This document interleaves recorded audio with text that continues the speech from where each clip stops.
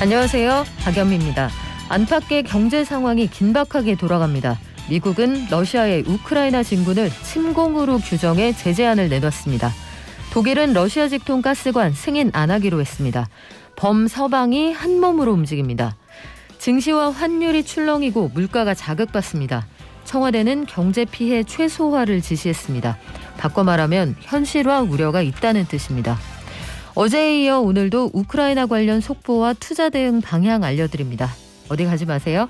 2월 23일 수요일, 여러분은 지금 삶을 발전시킬 경제발전소를 듣고 계십니다.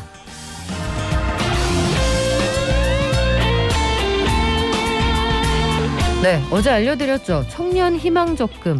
이거 최대 연 10% 이자 효과를 낼 수 있는 정책 금융 상품인데 하도 인기가 많아서 조기에 예산이 소진될 수 있다는 걱정이 있었거든요. 정부가 우리 경제발전소의 예언대로 예산을 늘리기로 했습니다. 또 다음 달 4일까지 신청 요건만 맞으면 모두 가입한다. 모두 가입을 받아준다고 합니다. 또 오늘부터 소상공인 2차 방역지원금이 지급이 됩니다. 2월에 발표된 소비자 심리지수 결과도 나왔는데 국내 소비 심리가 다시 악화됐다, 이런 소식이 들어와 있네요. 우크라이나를 둘러싸고 러시아와 미국 또 유럽의 갈등이 최고조에 달하고 있는데 관련해서 제재 상황 그리고 앞으로의 전망까지 세계 경제에 어떤 영향을 미치게 될지 우크라이나 관련 소식 전문가와 함께 전해드립니다. 오늘 증시에서는 국내외 증시 상황 그리고 오늘 장 전망해 보고요. 박연미의 경제픽, 세계 최대 전자상거래 업체인 아마존. 앞으로 아마존은 계속 지금과 같이 승승장구할 수 있을까요? 또 주가에는 이런 흐름이 어떻게 반영될지 척척박사 강정수 박사와 함께 전망해 보겠습니다. 경제탐사 시간에는 금융당국이 카카오페이의 이른바 먹튀 사태 재발 방지를 위해서 조치를 내놨습니다. 신규 상장사라고 해도 임원들의 주식 의무 보유 이 강화하는 방침 내놨거든요. 황세훈 연구원을 통해 한번 들어보죠. 방송 중에 저희 유튜브 앱 모두 열어놓고요. 샵 0951로 문자 주시면 반영합니다. 단문 50원, 장문 100원입니다.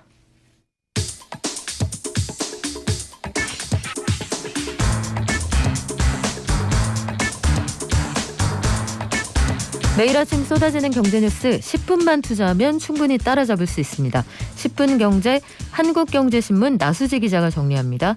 안녕하세요. 네, 안녕하세요. 청년희망적금이 인기가 대단한데 이게 원래는 그 가입할 수 있는 시한이 따로 있었습니까? 시한이 일단 정해졌네요.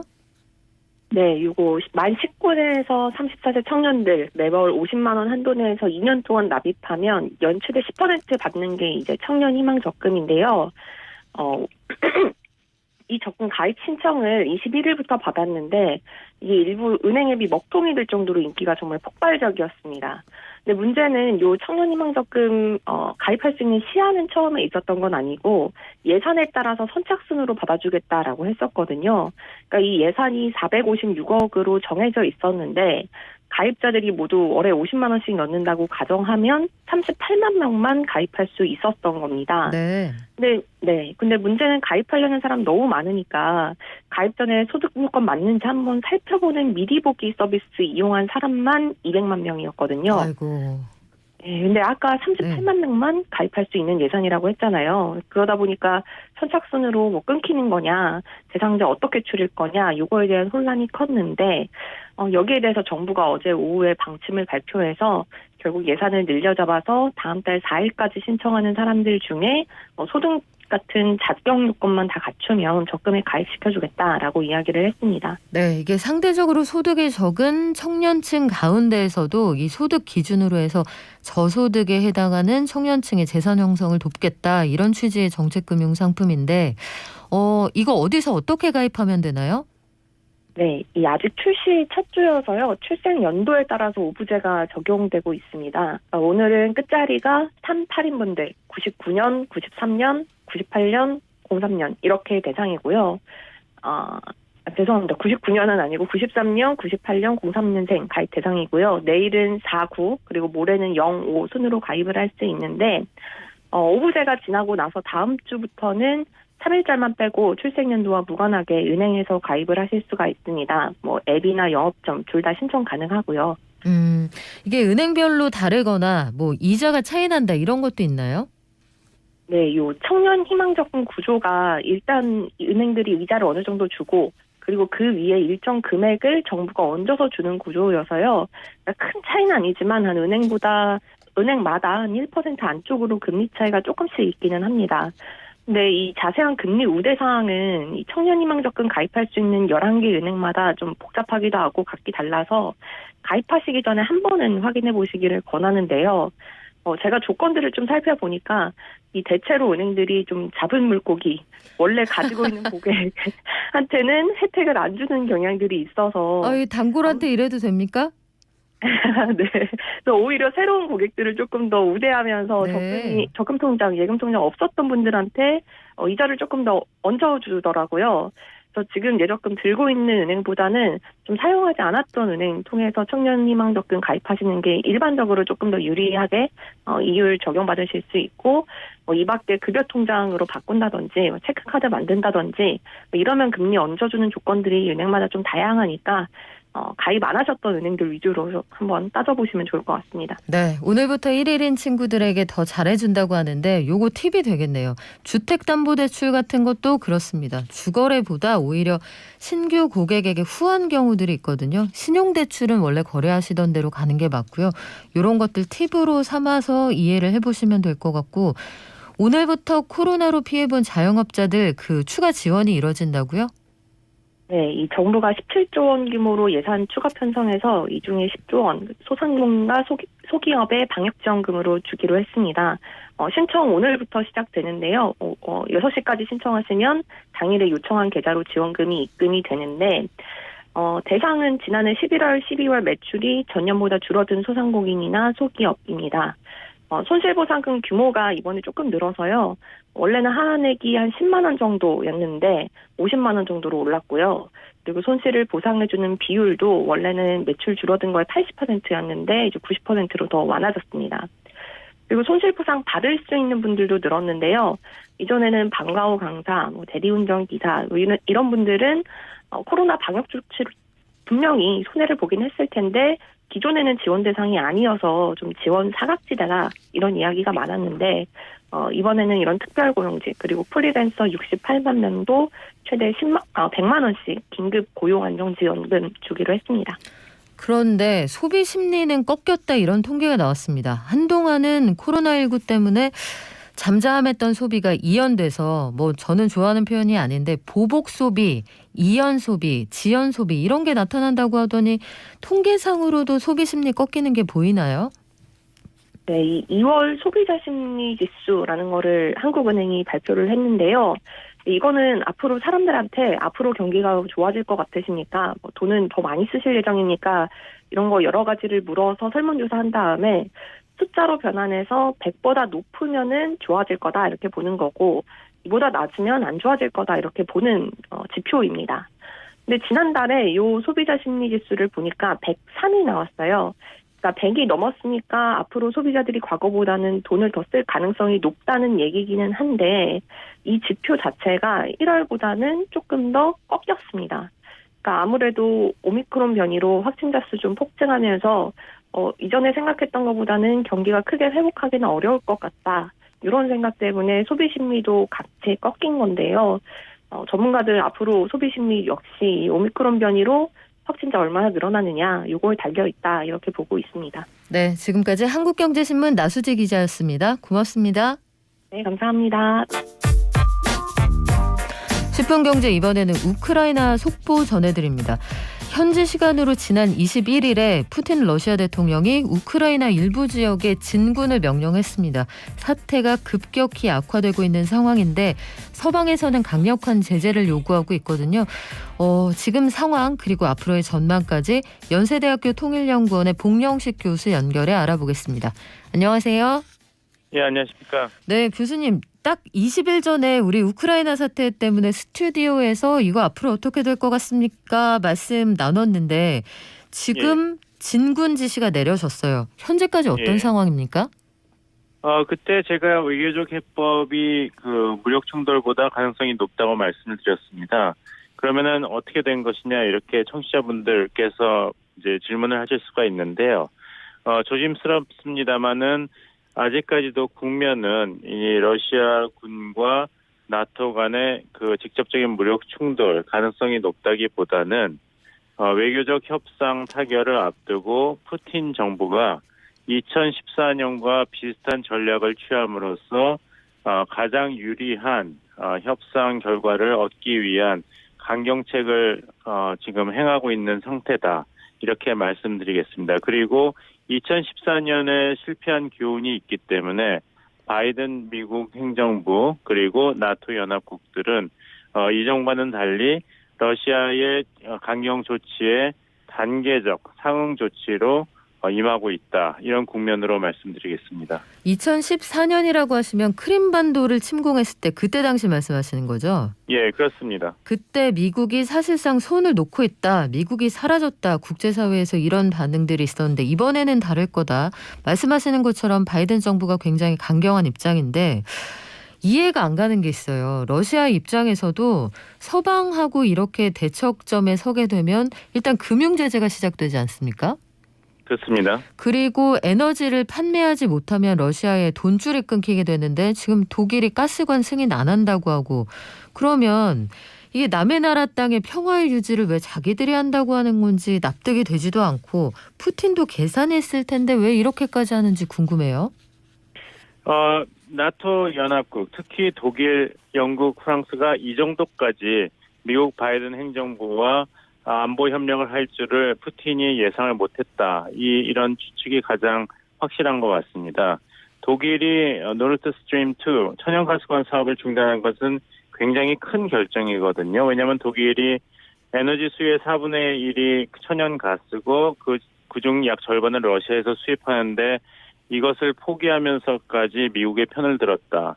또 영국도 러시아은행 5곳 그리고 푸틴 최측근 재벌 3명의 자산 동결과 그다음에 여행 금지 조치를 취했고 그다음에 최종적으로는 이제 바이든 행정부가 세계 금융 시장에서 러시아 은행과 기관이 달러 결제를 하지 못하는 조치까지도 할 수 있기 때문에 푸틴 대통령 입장에서는 이번 우크라이나 사태를 흔들어 봄으로써 바이든 행정부의 가치 외교의 근간을 훼손하고 또 나토 동맹국과 미국 간의 간극을 넓히는 것이 목적이었는데 지금 그 반대 결과가 나오고 있습니다. 네. 그래서 이제 푸틴 대통령도 지금부터는 출구 전략을 모색할 시점에 도달했다고 생각합니다. 그러면 지금 말씀하시는 건 군사적 긴장감이 상당히 고조되고 있다는 소식들이 들어오고 있지만 이제는 푸틴 대통령도 한 발을 뺄 수 있는 조치들을 강구할 거다. 예, 그렇게 보고 있습니다. 바이든 미국 대통령은 그런데 이게 진군이라는 게 말도 안 되는 소리다. 우크라이나의 남의 땅에 들어가서 평화를 왜 너희들이 유지하느냐. 침공이다 명확하게 규정을 하고 제재안을 발표를 했거든요. 구체적으로 뭘 어떻게 한다는 얘기죠? 예, 그 침공이라고 규정을 하고 누가 국가 선언을 할 권리를 주었는가. 이것은 노골적인 국제법 위반이다 했는데 즉 이것은 굉장히 냉전적인 사고라는 비판이죠. 그래서 여기서 가장 곤란해지고 있는 나라가 러시아도 있지만 중국입니다. 중국이 미국에 대해서 계속 요구했던 거는 왜 냉전 시대 사고로 중국을 대하는가. 태평양은 중국과 미국이 패권 국가로서 평화 공존을 할 수 있을 만큼 충분히 넓다. 중국과 미국은 항상 경쟁할 필요가 없는 대국이다. 그래서 신형 대국론을 시진핑 주석이 오바마 대통령에 제시를 했거든요. 네. 근데 지금 러시아 푸틴 대통령은 계속 냉전적인 사고와 군사 전략을 취하고 있어요. 그래서 이제 중국은 지금 미국과 서방 세계의 타겟이 중국이 아니라 러시아인 것은 반갑지만 러시아의 행동 때문에 중국이 피해를 보게 된 상황에 대해서는 심각하게 우려할 수밖에 없습니다. 외부 세력이 분리주의자들을 지지한다거나 정부로 승인한다거나 그렇다면 대만 문제가 있고 신장 위구르가 있는 중국 입장에서는 이건 결코 반갑지 않는 레토릭이거든요. 그렇죠. 전례가 될 수 있잖아요. 그렇죠. 그러니까 이제 중국과 러시아도 뭐 정상 간에 38번이나 만남이 있었지만 결국에 와서는 중국도 러시아와 어느 정도 이제는 거리두기에 나설 시점이 되었습니다. 중국이 왜 당사자들이 앞에서 만나서 이야기하지 않느냐라고 했는데 러시아가 지금 한 발 앞서서 혹은 지나치게 속도를 내고 있는 이런 상황이어서 중국도 입장이 난처하다. 그런데 이 와중에 독일이 지난해 준공이 끝난 그 방금 말씀하신 가스관을 승인 안 한다 이렇게 선언을 했어요. 예, 이 정도까지 독일이 그 미국과 협조할 줄은 이제 푸틴 대통령도 전적으로 예상은 못했을 것입니다. 이제 독일은 트럼프 대통령 그 재직 기간 동안은 사실 나토에서 그 재정 분담금 같은 것은 그렇게 적극적으로 앞서 나가는 그 협력 국가는 아니었거든요. 근데 이번 같은 경우에는 바이든 행정부의 소위 가치 외교, 독재 체제와 민주 체제 간의 경쟁에서 적극적인 그 협력 행보를 보이고 있습니다. 그래서 여기서 우리나라 같은 경우는 어떻게 해야 되는가? 겨울 가서는 중동 원유 시장이 수입원으로서 중요성이 감소된 것이 아니라 아직도 대단히 중요하다. 에너지 다각화, 다변화에 노력해야 된다. 이것을 명심해야 될 것 같습니다.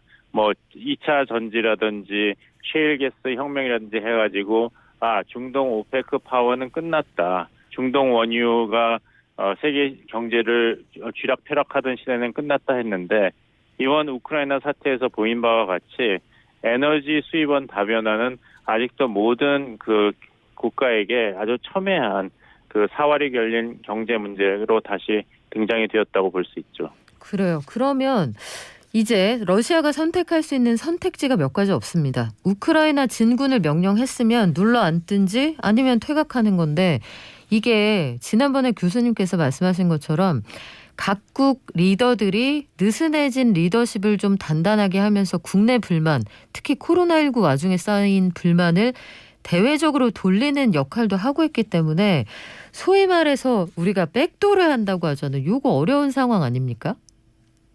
그렇지만 할 수가 있죠. 왜냐하면은 그 러시아도 미국도 나토 회원국도 공감하는 최종 단계는 2014년 이후로 그 민스크 조약이 사실상 우크라이나 내부에서의 그 사실상 내전 상태를 종식시키는 데는 실패했거든요. 1만 3천 명의 사상자가 났는데도 아직 분리주의자들과 우크라이나 정부군 간에는 교전이 계속되고 있는데 이것을 좀 더 확실한 상태로 마련하는 데는 공감대가 있습니다. 그래서 이제 우크라이나가 나토 회원국으로 가입하지 않는다는 것을 조건으로 미국이 받아들이고 대신에 미국은 러시아 푸틴 정부에게 그 평화적인 사태 종결을 요구한다면은 외교적인 타결이 그렇게 어렵지는 않을 것입니다. 그래요. 시간이 얼마나 걸릴 거냐 그게 관건인데 그들이 얼마나 옥신각신하는 시간이 길어지느냐에 따라서 우리도 기름값, 빵값 계속 올라가지 않을까 싶은데 이거 언제까지 올라갈까요? 조심스럽습니다만은 이제 푸틴 대통령도 계속 이렇게 진군 명령을 했다. 하지만 아직 우크라이나 국경을 넘지는 않았다. 애매한 입장을 계속 유지할 수는 없습니다. 이제 사회자님께서 정확하게 지적하셨는데 이게 백도를 할 거냐 앞으로 갈 거냐 계속 시간을 끌 수는 없거든요. 그렇지만 여기서 출구 전략을 모색해야 되고 바이든 행정부는 확실하게 했습니다. 러시아에 대해서 침공이 시작되었기 때문에 우리는 첫 번째 경제제재 조치를 취했다. 첫 번째입니다. 네. 그 말은 뭐냐면 러시아가 다음 단계로 간다면 우리도 거기에 상응하는 단계적 조치를 취할 것이니까 알아서 판단해라 이런 메시지거든요.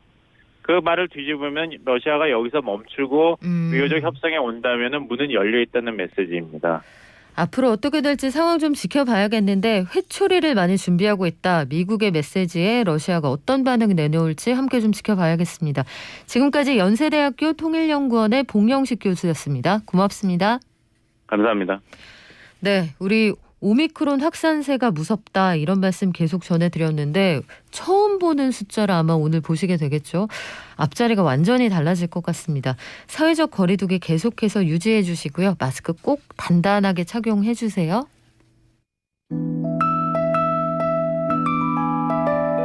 개미 한 마리, 개미 두 마리, 개미 세 마리가 사과를 들고 하나, 둘, 셋.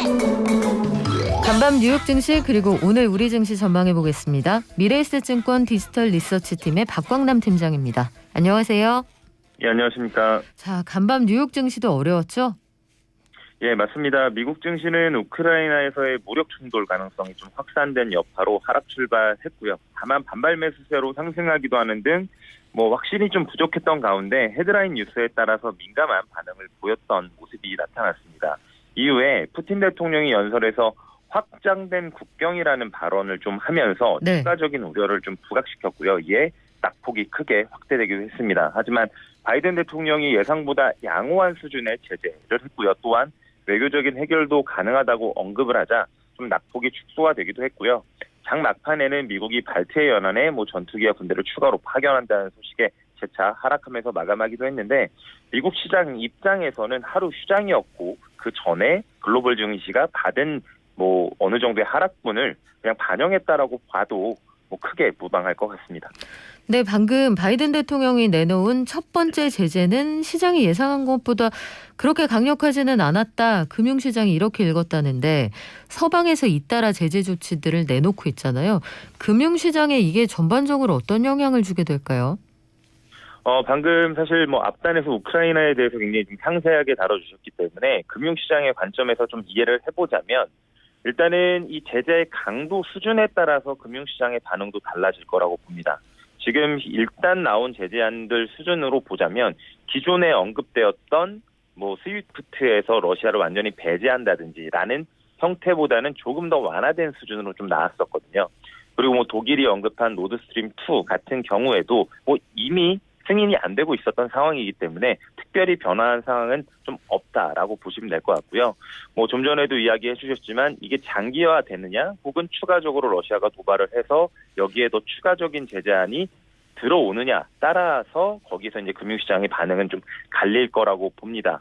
일단은 현 시점에서 나온 제재 수준이라면 금융시장은 어느 정도는 선반영이 됐다라고 보는 게 맞지 않을까라는 생각을 좀 하고 있습니다. 그때그때 좀 달라지지 않을까 싶어서 걱정스럽기는 한데 유럽 증시도 약세였고요. 오늘 우리 장은 어떻게 출발했습니까? 일단 우리나라는 양대 지수 모두 상승 출발을 했고요. 이 우크라이나의 지정학적 리스크가 있음에도 불구하고 조금은 금융시장이 적응해 나가는 양상이 나타나고 있습니다. 다만 적은 금액이지만 외국인들이 어제와 같이 현선물을 좀 동반 매도하고 있는 움직임이 있는데 오늘 장중에 이 금액이 증가하는지 여부를 좀 보시는 게 좋을 것 같고요. 이와 별개로 최근에 글로벌리 리오프닝 기대감은 좀 올라오고 있습니다. 각국의 서비스의 PMI들도 발표가 됐었는데 네. 굉장히 좀 잘 나오고 있고요. 또한 영국 같은 경우에는 이제 방역 해제 조치를 완전하게 할 것이라고 이야기를 했고요. 또한 글로벌 국가들의 코로나 확진자 수도 급감 중입니다. 또한 이 리오프닝 업종은 지정학적 리스크의 영향을 상대적으로 좀 적게 받는다는 관점에서도 관련 섹터로 조금은 수급이 몰리는 모습이 좀 나타나고요. 또한 오늘 특이 섹터 중에 하나는 조선 섹터인데요. 네. 최근에 미국에서 발표된 2014년 이후에 LNG 수출이 가장 많이 됐다라고 하고요. 이 LNG선 수주 증가 기대에 힘입어서 섹터 전반적으로 강세를 보이는 것이 특징입니다. 팀장님, 근데요. 오늘 우리가 코로나19 신규 확진자 수가 드디어 이제 10만 명대 통계가 나오기 시작을 했는데 리오프닝주, 그러니까 경제가 재개될 때 각광받을 수 있는 주식들이 좀 재미가 있어질 거다라고 얘기를 하셨거든요. 요 숫자에 영향을 받지는 않을까요, 오늘 상이? 사실은 이 오미크론이라는 현상이 우리나라에서만 있었던 일이라고 하면 이게 처음의 케이스면 분명히 이 리오프닝주가 굉장히 많은 타격을 좀 받았을 거라고 봅니다만 증시의 특징은 이제 미래의 가치를 당겨오는 이제 그런 특징을 갖고 있지 않겠습니까? 네. 사실 이 오미크론의 특징들을 먼저 보여줬었던 영국이라든지 미국이라든지 이런 모습을 보면 사실 확진자는 급격하게 증가를 했지만 어느 정도 안정적인 수준으로 치명률을 관리를 했고요. 그 이후에 확진자가 자연스럽게 감소하는 형태로 가면서 사실은 엔데믹에 대한 기대감을 올려주는 모습들을 봐왔거든요. 그렇기 때문에 우리나라의 확진자가 급증한다고 하더라도 시장은 미리 그 앞에 일어날 일을 좀 예상하면서 반응을 하고 있다라고 보시면 좋을 것 같습니다. 마지막으로 요거 하나 여쭤볼게요. 어제 금융당국이 이른바 카카오페이 먹튀 사태에 대응하기 위해서 앞으로는 상장세 임원들이 스톡옵션으로 받은 주식 이거 일정 기간 안에 내다 팔지 못하게 한다 이런 입장을 내놨습니다. 요거 관련해서 증시에서 이 주가에는 어느 정도 영향을 미칠까요? 사실 단기적으로 그게 증시에 엄청나게 좋은 효과를 주는 정도의 이슈는 아니라고 판단을 하고요. 다만 최근에 일어나고 있는 거버넌스 관련된 이슈들이 좀 적극적으로 이제는 시장 혹은 정부 혹은 정치권에서도 반영을 하려고 하는 모습들이 나타나는 것 같습니다. 사실 뭐 ESG적 관점에서도 우리나라의 거버넌스 문제가 계속 좀 제기되기도 했던 상황인데 이제는 시장 내에서 약간의 화두가 된다는 측면을 중장기적으로 긍정적인 요소로 바라보시는 게 좋을 것 같고요.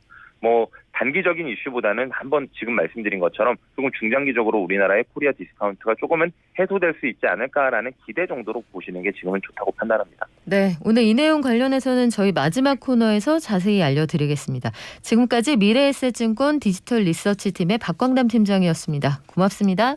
감사합니다.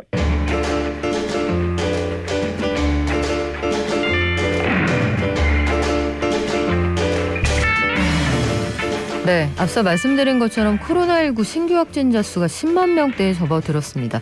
제가 딱 2주 전에 어떤 방송을 했냐면 여러분 이러다가 4만 명이 넘을 것 같습니다 라고 말씀을 드렸거든요. 이 확산 속도가 굉장히 빠르다는 거. 그리고 응우옌 이 어떻게 읽어야 되죠 아이디를? 응우옌 카피주님? 코로나 걸렸냐고요? 제가 그럼 큰일 나죠. 그럼 여기 오면 안 됩니다. 그런데 안 걸리려고 모자 쓰고 마스크 쓰고 굉장히 애쓰고 있거든요. 너무 답답하시죠 보기에. 저도 정말 이거 다 벗어 던지고 싶은데 지금 방송과 상황이 그만큼 엄혹하기도 합니다. 도열파파님 그래요. 우리 건강 조심하자고요. 핑크로보님, 고르빈님, 케이꽃님님 오늘도 와주셔서 반갑고요. 처음으로 출첵하신다고 남겨주신 분들도 모두 환영하겠습니다. 저희 오늘은 기술주 얘기 나올 때 항상 첫 손가락에 꼽는 회사 중에 하나죠. 아마존. 이 회사가 제법 돈을 잘 벌었다는 소식도 여러 번 전해드린 것 같아요. 그런데 이 회사가 팬데믹에서 엔데믹으로 넘어갈 것으로 예상되는 올해도 예전처럼 계속 승승장구할 수 있을까요? 이걸 아마 국내에서 가장 잘 전망해 주실 수 있는 분일 겁니다. 유튜브 채널 서학개미 구조대를 런칭하셨어요. 유튜브 크리에이터라고 해드려야 될까요? 우리 네. 익사이팅 FX의 강정수 대표 오셨습니다. 안녕하세요. 안녕하세요. 아니 서학개미만 구조하고 동학개미는 구조 안 해주십니까? 제가 동학개미 쪽은 전문가가 아니라서. 그래요. 서학개미들 많이 구조하시는 구조 대장님이 되셨는데 네. 방금 제가 말씀드린 것처럼 아마존이 지난해 4분기 실적 돈을 굉장히 많이 벌었어요. 네. 어디서 그렇게 많이 벌었습니까? 우선 가장 큰 매출은 커머스 영역이라고 할 수 있는 물건을 사고 파는 데서 많이 벌었고요. 그다음에 이제 한국 분들에게는 매우 놀라운 부분이지만 광고 매출을 통해서도 많이 벌었습니다. 그러니까 21년 작년 전체로 이제 광고를 통해서 번 돈이 아마존이 312억 달러, 우리나라 돈으로 거의 한 35조 정도를 벌었거든요. 그런데 이제 이 광고 매출이라는 것이 여러 가지 비즈니스를 통해서 번 것이 아니라 아마존 앱과 웹이라고 하는 그 하나의 자신 플랫폼에서 번 돈이기 때문에 수익률이 대단히 높습니다. 엄청나네요. 그러니까 사실상 거의 마진율이 50%는 충분히 넘을 거라고도 예측을 하고 있거든요. 그래서 앉아서 물건 팔면서 우리가 보통 한국에서도 쿠팡이나 G마켓이나 다양한 쇼핑 앱을 쓰시다 보면 청취자분들도 그 검색을 하게 되고 보면은 보면은 상위에 광고가 나오지 않습니까? 네. 요 광고 매출로 한국 돈으로 35조 정도를 벌어들인 겁니다. 35조 원을 광고만으로 벌었다고요? 네, 그러니까 순이익이 되게 높은 거고요. 그 다음에 이제 아마존의 이제 크게 세 번째 이제 큰 돈은 작년에 번 돈이 이제 AWS라고 해서 흔히 말하는 클라우드 서비스입니다. 아마존이 전 세계 시장 점유율 1위를 차지하고 있는데요. 이 클라우드 서비스 통해서 버는 매출이 작년에 한 2억 달러 정도, 우리나라 돈으로 한 70조 가까이를 벌었고요. 그래서 아마존은 이커머스라고 하는 것으로만 돈을 버는 것이 아니라 광고로도 돈을 벌고 또 서버를 운영하면서 클라우드 서비스로 돈을 버는, 그리고 이제 작게는 공식적으로 통계는 나오지 않았지만 물류 창고 서비스라든지 배송을 통해서도 돈을 법니다. 보통 이커머스 하면은 비용이 많이 들어가는 것이 물류 창고 운영이라든지 배송이라든지 서버 운영이라는 데 돈을 버는데 아마존은 그렇죠. 일반적으로 이커머스가 비용이 나가는 부분에서도 돈을 버는 회사다라고 생각하시면 될 것 같습니다. 거기서 어떻게 돈을 버나요? 남들은 그 비용 써서 창고 빌리고 아니면 네. 창고 세우고 네. 말씀하신 것처럼 서버도 다른 회사 거 빌려서 쓰고 이렇게 해서 돈이 나가는 부분 아닌가요? 네, 아마존이 전 세계적으로 거의 유일하게 이 부분에서 독특한 기업이라고 볼 수가 있는데요. 서버를 예를 들자면 우리가 이커머스 하는 기업들은 크리스마스 시즌이라든지 뭐 특정 어버이날이라든지 뭐 발렌타인데이라든지 이런 특정한 날에 서버에 고객들이 많이 몰리다 보면 서버에 하중이 많이 들어갑니다. 그러면 서버가 보통 때는 한 50대 정도가 필요한데 이런 특별한 시기에는 100대가 필요한 거죠. 아마존도 크리스마스 때는 100대가 필요했던 거예요. 그런데 이제 과거에 아마존의 CEO였던 제프 베조스가 그럼 보통 때는 50대가 노는 거잖아. 야, 이 50대 놀리지 말고 우리 안 쓰는 동안은 남들에게 임대해 주자. 아, 빈 방이 남는 시기에는 방 빌려주자. 그렇군요. 네, 이런 식으로 해서 그거를 빌려주다 보니까 이거 수익이 짭짤한데 그럼 우리 1000대 빌려가지고 우리 50, 100대 쓰더라도 나머지도 임대 사업하자. 그래서 임대를 시작했던 것이 클라우드 서비스입니다. 클라우드 서비스를 가지고 에어비앤비를 한다. 참 기가 막힌 그렇죠. 발상이네요. 근데 그 발상이 모두 다 통하는 거예요. 두 번째는 우리가 물류 창고도 운영을 하는데 흔히 말하는 서드 파티라는 셀러들도 창고들이 필요할 텐데 우리도 보면 물류 창고에도 보통 때는 50 쓸 때도 있고 100 쓸 때도 있는데 가끔 50이 남으니 요 빈 방도 우리 셀러들에게 임대해 주자. 물류 창고도 우리 거 쓰게 하자. 돈 내고 공짜는 아니고요. 그리고 최근에는 중국에서 미국으로 넘어가는 그 선박 이 부분도 워낙 물동량이 많다 보니까 아마존이 선박회사도 2016년부터 시작을 했습니다. 그러니까요. 그럼 이 선박도 고기 그렇게 꽉 차 갈 때도 있지만 비교갈 때도 있으면은 다른 사람한테 판매하자. 아마존은 자신이 들어가는 큰 비용 부분을 항상 비즈니스화를 합니다. 남들하고 비용을 반드시 나누는군요. 그렇죠. 그러다 보니까 비용 부분을 절감시키면서 가격을 계속해서 인플레이션 압력이 지금같이 거센데도 불구하고 어느 정도 가격을 유지할 수 있는 거죠. 그래서 저는 좀 신기했던 게 지난해 전 세계가 공급망 때문에 난리 네. 또 유통업체들은 인력이 부족해서 슈퍼마켓에 진열할 사람이 없다까지 나온 상황인데 네. 아마존은 보면 이 대란 와중에도 지난해 그래도 그럭저럭 비즈니스가 굉장히 좋았고 돈도 잘 벌었단 말이에요. 이게 고유의 사업 모델 덕분이다 이런 얘기도 있던데. 네, 맞습니다. 그러니까 사실은 아마존도 피해갈 수 없는 이 외부적인 변수들이 있거든요. 그게 말씀하셨던 것처럼 인플레이션하고 그다음에 고용난이 있고 그러니까 구직난이 그러니까 사람들을 고용하기 되게 어려운 거죠. 그러다 보니까 아마존 같은 경우에도 미국 기준으로 볼 때 최저임금의 3배를 주면서 창고 노동자들을 고용을 했습니다. 그러니까 아마존도 인력이 올라간 건 맞죠.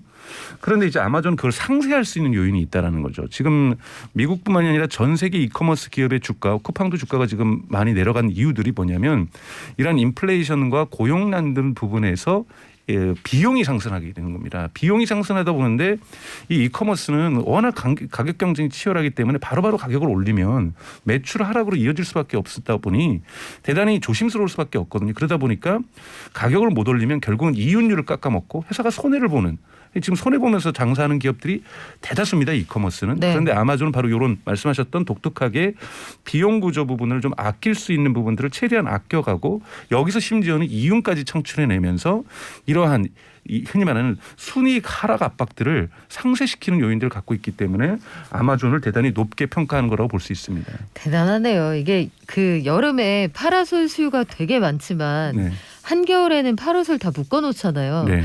이걸 장마가 심하게 드는 지역에 가서 큰 우산으로 빌려주면서 돈 받는다 이런 얘기인데. 맞습니다. 절대 그러니까 진짜 어떻게든지 돈을 벌려고 하는 사람들이 제가 보기에 많죠. 정말 그 창의력 대장인데요. 네.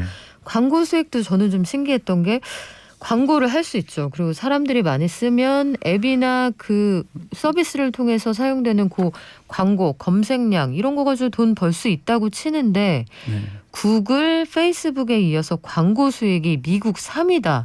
네. 이거는 생각보다 훨씬 많거든요. 네, 사실은 36조면은 아까 말씀드린 것처럼 우리나라 돈은 36조 정도 되니까요. 대단히 큰 돈입니다. 그렇죠. 그러다 보니까 원래 미국에서 디지털 광고 시장, 전체 광고 시장에서 미국도 작년 기점으로 해서 디지털 광고 시장이 전체 광고 시장의 50%를 차지하거든요. 근데 이 50%의 약 90%를 구글하고 페이스북이 즉 인스타그램을 포함한 페이스북 그리고 유튜브 페이스북을 포함한 구글이 미국 같은 경우 다 선점하고 있어서 둘이 나눠 가지고 있었군요. 둘이 나눠 가지고 있었는데 이제는 3자 경쟁 체제로 바뀐 겁니다. 아마존이 3위 업체인데 페이스북을 빠른 속도로 그러니까 추적을 하고 있다라는 거죠. 그래서 곧 뭐 어떤 전문가들 하는 2, 3년 내에는 뭐 페이스북하고 유사한 수준의 광고 매출을 아마존이 올릴 수도 있다는 이야기도 있습니다. 네. 구글하고 페이스북도 가만히 있지는 않았을 텐데 아마존 광고가 이렇게 잘 나가는 이유가 있습니까? 그러니까 아무래도 그 브랜드 입장 또는 광고주 입장에서 볼 때요. 우리가 페이스북이나 예를 들면 인스타그램에 광고를 하고 뭐 이렇게 유튜브에 광고를 했을 때 제 물건을 구매할 때까지는 많은 시간이 걸립니다. 저거 마음에 드네. 근데 결국 어딜 가야 되겠어요? 상점을 가가지고 눈에 띄니까 맞아 저 유튜브에서 봤던 광고, 인스타그램에서 봤던 광고를 해서 물건을 구매하기까지는 오랜 경로가 걸립니다. 근데 요즘 대부분 어떻게 갑니까? 결국은 가는 데가 이커머스 앱이잖아요. 거기 가서 검색을 해서 물건을 사게 되거든요. 보통 다 여러분들도 한국에 쓰이는 다양한 앱들에 가셔서 검색해서 물건을 구매하잖아요. 그럼 그 검색 결과에 그 광고가 노출되면 가장 구매가 일어나기 직전에 바로 전환이 일어나기 바로 직전에 광고가 나오는 거기 때문에 가장 효과가 좋습니다. 마음이 갈팡질팡할 때 톡 건드려주는 그 지점에 있는 거예요. 그렇죠. 이미 어떤 물건을 사고 싶어서 또는 당장은 아니더라도 한 달 뒤에 사고 싶어서 그걸 검색했기 때문에 거기에 노출되는 광고는 가장 효과가 좋은 광고라고 볼 수 있기 때문에 아마존은 그 자리를 지금 잡고 있는 거죠. 그것도 자기가. 스스로가. 그러다 보니까 여기에서 광고 효율이 좋다 보니까 광고주들도 점점 아마존에다가 하게 되고 사람들도 이제는 제품을 검색할 때는 미국 같은 경우에 약 70%가 과거에는 전체는 다 구글에 갔었는데요. 검색 서비스를 구글이 장악하고 있다 보니까 최근에는 어떤 제품을 검색할 때는 그냥 바로 아마존 가서 어차피 아마존 가서 살 거니까 이렇게 검색하는 사람이 70% 정도까지 상승하고 있다는 거죠. 한국도 요즘은 제품을 검색하려고 하다 보면 네이버라든지 워낙 검색 시장을 장악하고 있지만 네이버도 쇼핑이 있다 보니까 그곳에서 가격 비교하고 이러다 보니까 거기에 광고 효과가 대단히 높다라는 건 당연히 우리 청취자분들도 아실 거라고 생각이 드는데 미국도 마찬가지입니다. 그렇군요. 이게 그 자판 쫙 깔아놓은 그 길목에 굉장히 몫이 좋은데 아마존이 자판을 깔고 있구나 이런 생각이 드는데 이거 좀 재밌더라고요. 효자 상품으로 불리는 그 PB 상품들 그러니까 프라이빗 브랜드 상품이 아마존에게는 넘어야 할 산이다? 이건 왜 그렇습니까? 지금 그러다 보니까 워낙 지금 아마존 같은 경우에는 미국 전체 이커머스 시장의 점유율이 높습니다. 약 50% 정도 가까이 되는데요. 그러니까 물건 2개 중에 하나는 아마존이 사고 있는 거죠. 그러다 보니까 또 아마존이 물건이 잘 팔리는 건 PB 상품을 만들어요. 한국도 뭐 큰 대형 마트 가면 PB 상품 많거든요. 그쵸. 김도 뭐 어느 김 다 마트 김들이 많잖아요. 맞죠. 그러니까 그런 것처럼 다들 잘 나가는 물건들 쉽게 나가는 것들 흔히 말하는 반복해서 아주 빈번하게 프리퀀시가 높은 제품들은 PB 상품들이 많습니다. 근데 아마존도 똑같이 한 거죠. 그러다 보니까 옆에 있는 셀러들이 이제 이 흔히 말하는 경찰에 당국에 고발을 한 겁니다. 아니 저 좋은 길목에 우리도 광고하기 힘들어 죽겠는데 자기네 것은 버젓이 광고랑 비슷한 위치에 올라와 있고 우리 장사 못 하겠어요. 이거 좀 어떻게 규제해 주세요라고 미국 정부의 유럽 연합에 뭐 이런 식으로 지금 얘기를 한 거고 인도는 이미 작년에 아마존이 투자한 인도 회사에다가 또는 모든 인도의 이커머스 기업들에게 PB 상품 아예 검색에 할 때 첫면에는 노출시키지 마라고 규정을 해버렸습니다. 그러면 말씀하신 것처럼 고객들하고 경쟁하는 그런 상황이 되는 거고 굉장히 우월적인 지위를 이용해서 우리 거 제일 잘 보이는 칸에 진열하다가 뒤로 밀어나오게 됐다 이런 말씀인데 이런 것들을 종합해서 생각해보면 아마존이 지금까지는 잘 나갔지만 이 회사라고 또 무한 증식이 될 거냐 이건 잘 모르겠거든요. 맞습니다. 지금보다 매출을 계속해서 이렇게 막 매년 55%씩 성장하고 30%씩 성장하는 기적 같은 성장률을 이뤄내기는 건 어렵다고 봅니다. 왜냐하면 지금 어떤 형국이든지 간에 코로나가 그러니까 뭐 팬데믹에서 엔데믹으로 간다라고 얘기를 많이 하고 있습니다만 코로나 효과라는 건 거의 끝나가고 있거든요. 코로나 기간에 전 세계적으로 비대면으로 사람들이 물건을 구매하다 보니까 이커머스의 기업 성장률이 대단히 높았습니다. 그런데 이제 작년을 기점으로 해서 비용 압박이 오면서 이윤율이 저하되고 있는 거고요. 그리고 이제 더 이상 이렇게 빠른 급상승을 못한다라면 이윤율을 높여야 된다라는 이러한 얘기들이 오가고 있는 상황 속에서 말씀드렸던 PB 상품이라든지 이런 기타 등등의 이유로 또는 프라이버시 이슈라든지 이런 이유로 전 세계 규제 당국에서 아마존을 비롯하여 빅테크 기업이라는 규제를 하려고 하고 있거든요. 보셔야 될 것은 올해는 정치해입니다. 가장 두 가지가 큰 포인트인데 네. 미국으로 보면 11월에 중간 선거가 있습니다. 민주당 입장에서는 빅테크 규제하겠다고 뭐 33세의 뭐 칸이라든지 이런 젊은 이 인재들까지 동원하면서 빅테크 규제에 총력을 기울이고 있거든요. 민주당도. 그리고 공화당도 어느 정도 동의하고 있는 바고요. 그러면 민주당 입장에서는 중간 선거 전에 결과를 내야 되는 거고요. 그리고 유럽연합 같은 경우에는 지금 뭐 벌써 작년 12월에도 1차 법안이 통과가 됐고요. 이거를 최종적으로 통과하는 게 올해가 되는데요. 여기에 이제 프랑스 대통령이 지금 올해 집행위 위원장입니다. 유럽연합의 즉 국가 정상들의 일종의 짱인 거죠. 이 사람이 이걸 운영하면서 네. 올해는 내가 이거 반드시 성과내겠다고 여러 번 수차례 공약을 했는데 왜냐? 지금 4월 달에 프랑스 대통령 선거가 있습니다. 그러니까요. 그리고 이제 6월 정도 되면은 프랑스 의회 선거가 있고요. 그래서 마크롱 대통령은 지금 반드시 내 임기 안에 이 성과를 내겠다고 얘기를 약속을 하고 있거든요. 그러면 이런 부분들이 되는데 그중에 가장 위험한 부분이 뭐냐면 두 가지인데 하나는 흔히 말하는 타겟팅 광고를 없애겠다고 지금 유럽이나 미국이나 얘기를 하고 있고 두 번째가 이 PB 상품, 자사 상품 우대하지 말아라.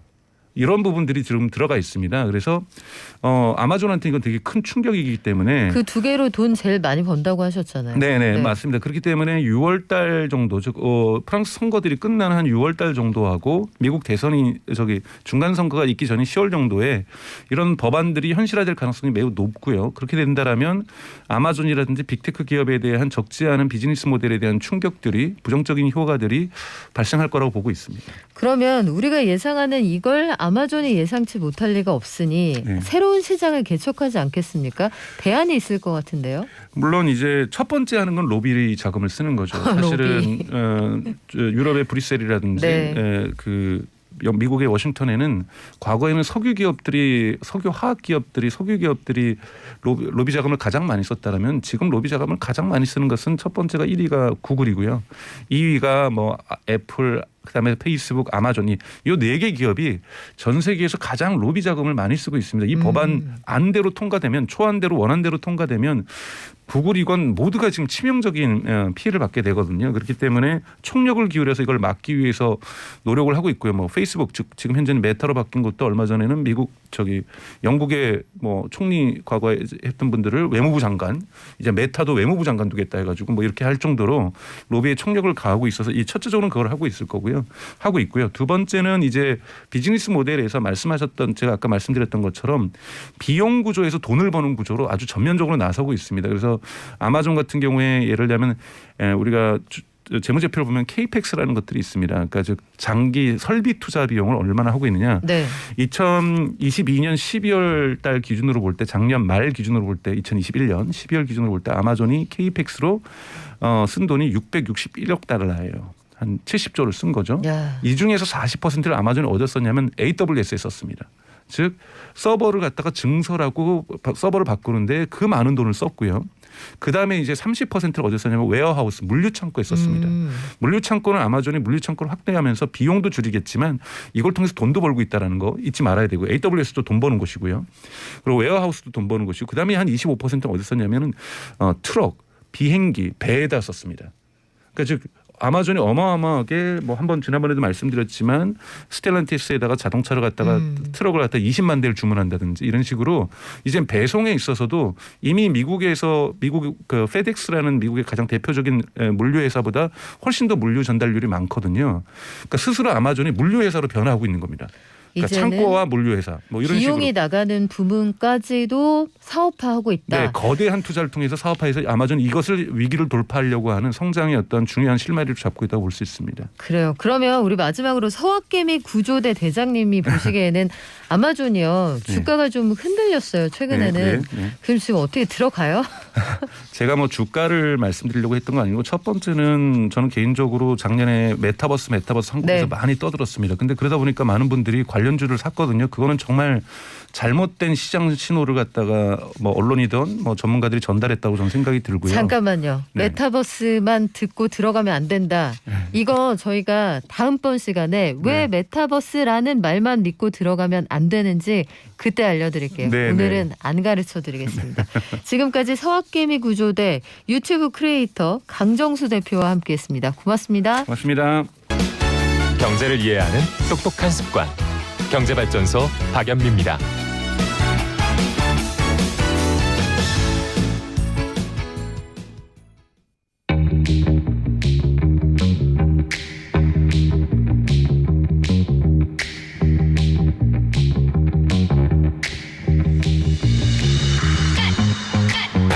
네, 지난해 말에 개미 투자자들 정말 화나게 했던 소식 중에 하나. 카카오페이 경영진들이 상장 한 달 만에 대규모로 본인들 스톡옵션으로 받은 주식을 내다 팔았다. 이거 가지고 엄청난 수익을 거뒀는데 당연히 물량이 나오면 주가는 떨어졌겠죠. 이 물타기 된 주식의 충격은 개미 투자자들이 고스란히 받았습니다. 이거 가지고 비판이 상당히 많았거든요. 당국이 그래서 요 관련해서 투자자들을 보호할 수 있는 조치를 내놓는다고 하는데 오늘 경제탐사 알아봅시다. 황세훈 상명대 개건연구원 통해 알아보겠습니다. 안녕하세요. 네네, 안녕하세요. 네, 그 연구원님 일단 그 현행 주식 의무 보유 기간은 어떻게 됩니까? 네, 일단 상장일로부터 6개월간이라고 말씀드릴 수 있을 것 같고요. 규정에 따르면 이제 한국거래소의 이제 그런 현행 규정을 따르면 신규 상장 기업의 최대 주주 및 특수관계인에 대해서는 소유한 주식 등을 상장일로부터 6개월간 의무적으로 보유하도록 하고 있습니다. 이제 이렇게 함으로써 상장 의무 보유 대상 주식은 처분이 이루어질 수 없도록 이렇게 예탁 결제원에 의무 보유 등록하도록 그렇게 되어 있고요. 6개월이 지난 기간 만료 시점에 이런 이제 보유 등록이 해제가 됩니다. 보통 이렇게 의무 보유 제도를 만들었던 중요한 이유 중에 하나가 상장 초기에 이제 대량 매도가 발생하게 되면 주가가 급변할 수밖에 없는 것이고요. 그런 주가 급변으로부터 투자자를 보호하고 공정한 주가가 형성될 수 있도록 지원하자, 이런 것이 이제 결국 이런 주식 의무 보유 기간 제도의 도입 목적이었던 거죠. 그런데요, 지난해 카카오페이는 상장하고 한 달 만에 경영진들이 본인들이 스톡옵션으로 받은 거 다 내다 팔았거든요. 이거는 어떻게 가능했어요? 네, 카카오페이가 상장 이후에 이제 경영진이 스톡옵션을 행사해서 주식을 취득했기 때문에 가능하게 되었던 건데요. 현행 이제 규정을 따르면 의무 보유 대상자가 부여받은 스톡옵션을 상장 전에 행사해서 취득한 주식에 대해서는 상장한 이후 6개월 동안 의무 보유 제도가 적용이 됩니다. 그런데 스톡옵션을 보유받은 자가 상장한 이후에 스톡옵션을 행사해서 주식을 취득한 경우에는 현행 규정상 의무 보유 제도가 적용되지 않거든요. 그렇군요. 이러한 특점을 악용했다고 볼 수가 있을 텐데, 이제 카카오페이 같은 경우 지난해 11월에 상장이 된단 말이에요. 이제 주가가 이제 공모 가격은 9만 원이었는데 주가는 23만 원까지 한때 이제 치솟게 됩니다. 이렇게 되니까 11월 상장한 이후에 12월 달에 12월 8일이죠. 정확히는 카카오 대표 유영준 카카오페이 전 대표죠. 이제 5천 원의 행사 가격으로 스톡 옵션을 행사를 하게 되고요. 네. 무려 23만 주를 20만 4천 원에 매각을 한 걸로 그렇게 나타납니다. 이때 이제 남긴 시세 차익이 무려 457억 원에 달한다고 이제 알려졌거든요. 근데 이제 카카오페이 유영준 전 대표만이 이렇게 스톡 옵션을 행사를 했던 거는 아니고요. 이제 다른 임원 8명 추가적으로 스톡 옵션을 행사를 해서 44만 주를 매각을 하게 되고요. 총 878억 원의 차익을 이제 실현한 것으로 나타났습니다. 이런 것들이 모두 가능했던 것이 결국 현행 규정은 상장 이후의 스톡 옵션 행사에 대해서는 아무런 의무 보유 규제가 없다라는 점, 상장 이전에 스톡 옵션을 행사를 해서 주식을 보유하게 되는 경우라면 상장 이후에 6개월 의무 보유가 강제가 됩니다. 그렇지만 상장한 이후에 스톡 옵션을 행사를 하게 되면 이거는 의무 보유 이 규정이 적용받지 않는다는 점, 그렇기 때문에 카카오페이 사태가 발생할 수 있었던 거죠. 그래서 다들 화가 났는데 이것 때문에 금융당국이 제도를 바꾼다면서요? 네네. 그래서 이런 이제 카카오페이와 같은 유사한 사태가 다시 발생하지 않도록 금융당국에서 이제 이번에 규정 개정을 지금 진행 중에 있습니다. 상장 기업, 상장 신청 기업의 임원 등이 상장 이전에 부여받은 스톡 옵션을 상장한 이후 행사하더라도 주식 의무 보유 대상에 포함하기로 이렇게 규정을 바꾸기로 했는데요.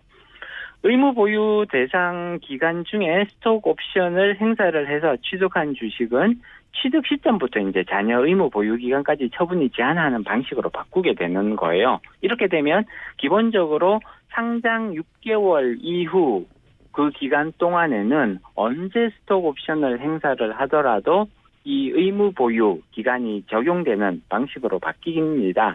다만 이제 이게 조금 차이가 있는 게 예를 들어서 이게 6개월까지만 적용되는 거거든요. 네. 그래서 상장한 후에 예를 들어 한 2개월이 지난 상황에서 스톡 옵션을 행사해서 주식을 취득하게 되면 이 시점부터 6개월이 적용되는 것이 아니라 상장 시점부터 6개월이 적용되는 언제 그 때문에 반년 안에 언제 그 행사를 하든 상장 이래로 반년 안에 그렇죠. 그렇기 때문에 상장 시점부터 6개월까지가 의무 그렇군요. 의무 이제 그거 기간으로 의무 보유 기간으로 설정이 되는 거거든요. 그래서 네. 예를 들자면 상장 후 1개월 만에 스톡 옵션을 행사했다. 그러면 여전히 6개월 후인 5개월까지가 그 의무 부여 기간이 되는 거고요. 만약에 상장한 이후에 4개월이 지난 상태에서 스톡 옵션을 행사를 하게 되면 그럼 2달만 가지고 있으면 되네요? 맞습니다. 그렇게 이제 적용되는 방식. 그거 왜 그렇게 했을까 궁금한데 오늘 마지막으로 요 질문 드릴게요. 이거 개정안 언제부터 시행되고 누가 해당됩니까? 일단 3월 달부터 지금 시행될 예정이고요. 이 개정안이 시행이 되려면 그 증권선물위원회와 네. 위원회의 승인을 거쳐야 되는 거거든요. 3월 중에 증권선물위원회와 금융위원회의 승인을 거쳐서 승인만 나면 즉시 시행할 예정이니까 3월 중에 시행된다고 보시면 될 것 같고요. 그다음에 보유 대상자는 현재 규정으로 보면 이사, 감사, 그다음에 상법상 집행 임원까지가 의무 보유 대상자거든요. 근데 여기에 추가적으로 업무 집행 지시자가 추가가 될 겁니다. 이게 무슨 얘기예요? 업무 집행 지시자? 예, 업무 집행 지시자 그러면 굉장히 좀 이렇게 어렵게 될 텐데 보통 이제 우리가 이사, 감사, 상법상 집행 임원까지는 이해가 쉽게 되실 텐데 이 외에도 회장이라든지 사장, 부사장 등 기타 회사의 업무를 집행할 권한이 있는 것으로 인정될 만한 명칭을 사용하면서 회사의 업무를 집행하는 자를 말합니다. 우리가 보통 회장님, 사장님, 부사장님 이런 용어를 쓰기는 하는데 실질적으로 등기 임원이 아닌 경우들이 흔히 관찰이 되거든요. 그런 분들까지 포함이 돼서 3월에 시행될 것으로 예상된다. 저희 이렇게 정리하면 되겠죠? 네네, 그렇습니다. 네, 지금까지 황세훈 상명대 개건연구원이었습니다. 고맙습니다. 네네, 고맙습니다. 아이고, 오늘 확진자 수가 17만 명이 넘었군요. 무서운 숫자인데 지금 그래서 가정 상비약 이런 것들이 좀 품귀다 이런 반응들도 있습니다. 건강 무엇보다 가장 중요하죠. 건강 조심하시고요. 우리 아이들 3월에는 좀 제대로 학교 갈 수 있게 어른들이 먼저 솔선수범 해주면 좋겠습니다. 오늘 하루도 건강하게 보내시고요. 저는 내일 올게요. 발전.